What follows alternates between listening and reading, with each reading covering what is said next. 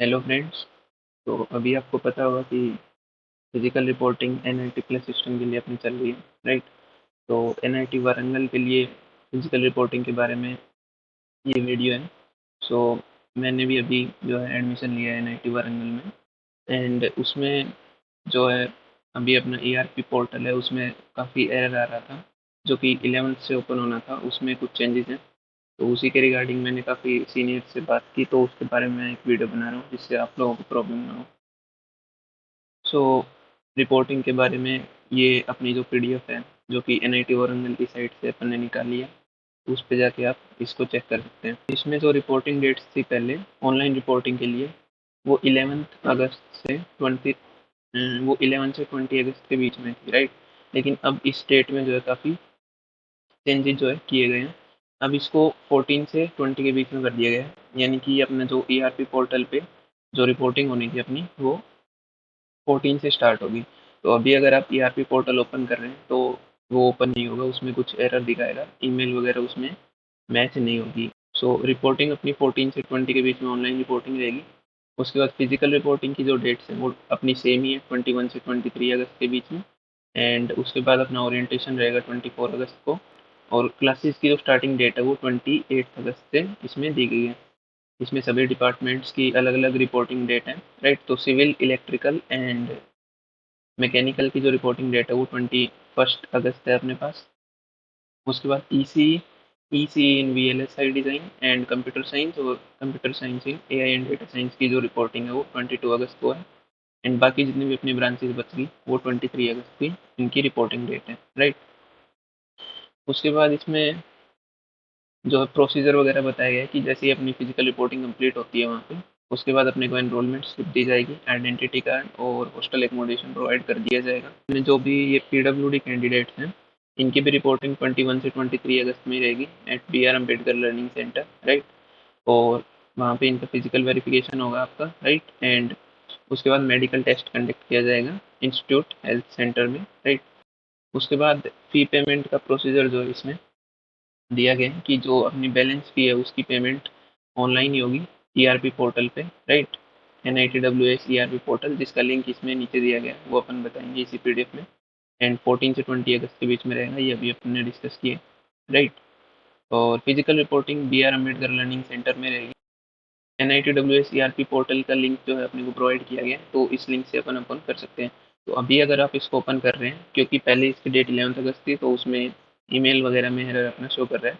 सो 14 अगस्त को ट्राई करने पे शायद ये ओपन हो जाएगा अपने पास। सो जो भी इंस्ट्रक्शंस हैं अपने रजिस्ट्रेशन के और डॉक्यूमेंट अपलोड के ईआरपी पोर्टल पे, वो इसमें दिए गए हैं, इस लिंक पे आप चेक कर सकते हैं, राइट। एंड ईमेल भी दी गई है, अगर आपको कोई इश्यू होता है तो इस पे आप कांटेक्ट कर सकते हैं। उसके बाद हॉस्टल एंड मेस फीस का जो है अपना, हॉस्टल एंड मेस फीस भी अपने को एआरपी पोर्टल पे ही जो है पे करनी है, राइट। एंड डबल शेयरिंग के लिए 31,000 है और ट्रिपल शेयरिंग के लिए 30,000 है, right. And mess fees advance में 12,000 अपने को पे करनी रहेगी। और अपने डिटेल्स भी दी गई हैं कि किस तरीके से फीस है, तो इस लिंक से आप चेक कर सकते हैं। सो अगर टोटल बात करें मेस प्लस हॉस्टल तो 42,000 अगर आप ट्रिपल शेयरिंग कर रहे हैं, 43,000 अगर डबल शेयरिंग कर रहे हैं, तो ये अपनी फीस रहेगी। फी स्ट्रक्चर के बारे में ये है कि ट्यूशन फीस जो है अपनी जनरल ईडब्ल्यूएस ओबीसी एनसीएल के लिए 62,500 रहेगी, राइट, पर सेमेस्टर ये फीस है अपनी। और S C S T PW D के लिए ट्यूशन फीस जो है अपना 100% वेवियर मिलता है। एंड अदर फीस जो है दोनों में लगेगी 42,500 के अराउंड, राइट। एंड टोटल अगर बात करें तो 1,05,000 हो गई जनरल के लिए, जनरल ईडब्ल्यूएस और ओबीसी एनसीएल के लिए। जबकि S C S T PW D में अपनी 42,500 रहेगी, जिसमें से अभी जोसा में अपन जो है पेमेंट कर चुके हैं। सो 70,000 पेमेंट हो चुकी है। एंड जो पेंडिंग अपने पास 35,000 ये अपने को पे करनी रहेगी। और एमएससी वगैरह के लिए भी आप चेक कर सकते हैं इसमें फीस स्ट्रक्चर, राइट। उसके बाद अगर अपन बात करें तो ये सेपरेट फीस वगैरह डिटेल्स है, कौन कौन सी फीस है। तो एडमिशन फीस है 7,500, identity card 500, alma mater fund के लिए 2,000 and development and maintenance fund में 20,000। ये जो है वन टाइम पेमेंट है, राइट। तो अपने इनिशियली पे होगी 30,000। उसके बाद ये जो अपने बी सेक्शन है इसमें वो फीस दी गई है जो कि एवरी ईयर अपने को पे करनी है। IT user charges 2000, and society fees 1000, activity fund में 1000, वेलफेयर फंड में 5000, और गेम्स एंड स्पोर्ट्स वगैरह के लिए 1000, मेडिकल एंड हेल्थ सर्विसेज की 2000, स्टूडेंट लाइब्रेरी फंड के लिए 2000, और ये जो भी फेस्ट वगैरह हैं इनके लिए 1000 अपने को पेमेंट हर ईयर करनी पड़ेगी। एंड करियर डेवलपमेंट फीस है 2000। तो ये जो टोटल जो हर ईयर पे करनी है अपने को एवरी ईयर, सो अपने को 12,500 एवरी ईयर पेमेंट करनी पड़ेगी, राइट। एंड उसके बाद वन टाइम पेमेंट जो अपना ये 30,000 हो गया, एंड जो भी हर साल पे करना है वो 12,500। तो फर्स्ट ईयर में जो अपने को 42,500 एक्स्ट्रा फीस पे करनी पड़ेगी ट्यूशन फीस के अलावा, राइट। और उसके बाद अगर अपन देखें तो डॉक्यूमेंट्स वगैरह बताए गए बीटेक प्रोग्राम के लिए, राइट, कौन कौन से अपने को जो है अपलोड करने हैं ERP पोर्टल के ऊपर। तो सबसे पहले तो अपना जो जोसा राउंड 6 यानी कि फाइनल राउंड का जो भी अलॉटमेंट लेटर है वो, या फिर CSAB में जो स्पेशल राउंड 3 होगा, अगर आप CSAB में पार्टिसिपेट कर रहे हैं तो उसमें राउंड 3 का सीट अलॉटमेंट लेटर अपने को इस पर डालना पड़ेगा। जेई मेन्स का एडमिट कार्ड रहेगा, 10th की सर्टिफिकेट एंड 12th की सर्टिफिकेट, राइट। और उसके बाद जो अपने कॉलेज लिविंग सर्टिफिकेट रहेगी इसमें। सो कॉलेज लिविंग सर्टिफिकेट का फॉर्मेट इसी PDF में लास्ट में अटैच कर रखा है, तो आप वहाँ से उसकी कॉपी निकाल के उसको फिल करके जो है अटैच कर सकते हैं वहाँ पे, राइट। माइग्रेशन सर्टिफिकेट जो कि आपको स्कूल से इशू होगी, एंड OBC NCL से अगर आप बिलोंग करते हैं तो कैटेगरी सर्टिफिकेट जो कि 1 अप्रैल के बाद का होना चाहिए, राइट। जनरल EWS है तो जनरल EWS सर्टिफिकेट ये भी 1 अप्रैल के बाद इशू होना चाहिए। SC ST PWD की भी कैटेगरी सर्टिफिकेट होनी चाहिए अगर आप इस कैटेगरी से। एंड मेडिकल फिटनेस सर्टिफिकेट रहेगी, राइट, जो कि अभी आपने बनवाई भी होगी जोसा काउंसलिंग के दौरान, तो वही चल जाएगी अपनी। एंड उसके बाद है अपार आईडी। तो अपार आईडी क्या होती है, अगर आपको एजुकेशन लोन वगैरह कुछ चाहिए तो उससे रिलेटेड एक आईडी होती है, ये आपको डिजी लॉकर पे मिल जाएगी। जैसे ही आप अपने डिजी लॉकर के अकाउंट में लॉगिन करेंगे तो वहाँ पे आपको अपार आईडी मिल जाएगी, तो वहाँ से आप फैच कर सकते हैं इसको। एंड आधार कार्ड की कॉपी चाहिए होगी, और ये जितने भी डॉक्यूमेंट्स हैं इनकी आप जो है 2-3 कॉपी आप निकाल करके रखें, तो फिजिकल रिपोर्टिंग में अपने को जरूरत पड़ सकती है। उसके बाद ट्यूशन फीस रेमिजन के बारे में बताया गया है इसमें, कि जितने भी बीटेक कैंडिडेट्स हैं जो कि फी रेमिजन के लिए एप्लीकेबल हैं, सो पहले तो अपने को फुल ट्यूशन फी पे करनी है। उसके बाद ERP पोर्टल पे जो है पूरा वेरिफिकेशन होगा आपका इनकम सर्टिफिकेट का, एंड उसके बाद आपको फी रेमिजन जो भी रहेगा जितना भी आपको मिलता है तो वो आपको रिफंड कर दिया जाएगा, राइट। एंड उसके बाद जो है ये अपनी फॉरेन कंट्रीज वगैरह से अगर आप हैं तो उसके लिए आप चेक कर सकते हैं इसको, राइट, क्या कुछ रहेगा।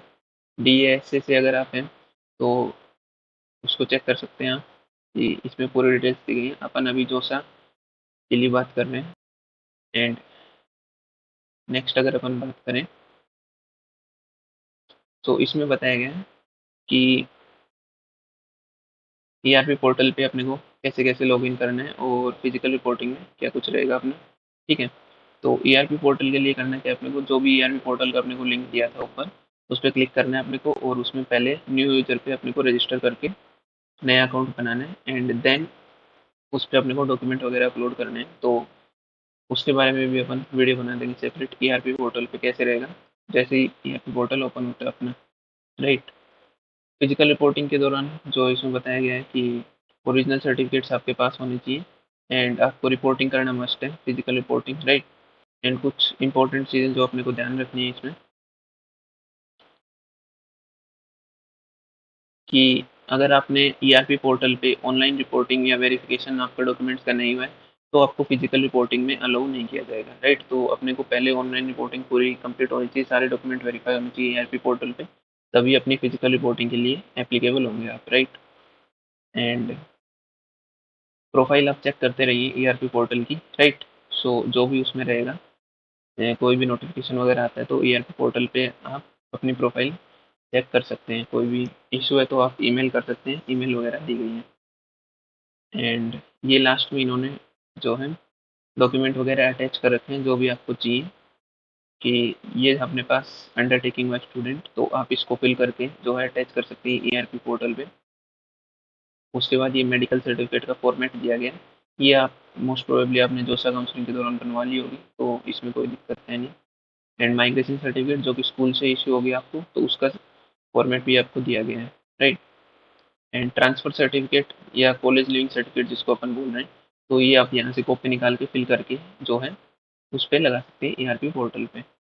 एंड लास्ट में जो है कॉन्टैक्ट डिटेल्स दी गई है, अगर आपको कोई भी डाउट है तो आप डिपार्टमेंट वाइज कॉन्टैक्ट कर सकते हैं।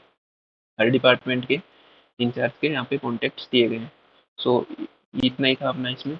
एंड ऑलमोस्ट सारी चीज़ें एक्सप्लेन कर ही दी है मैंने फिजिकल रिपोर्टिंग के बारे में, ऑनलाइन रिपोर्टिंग के बारे में। अगर आपको फिर भी कोई डाउट होता है तो आप कमेंट सेक्शन में लिख सकते हैं, and I will try to answer as soon as possible. So keep watching, thank you friends.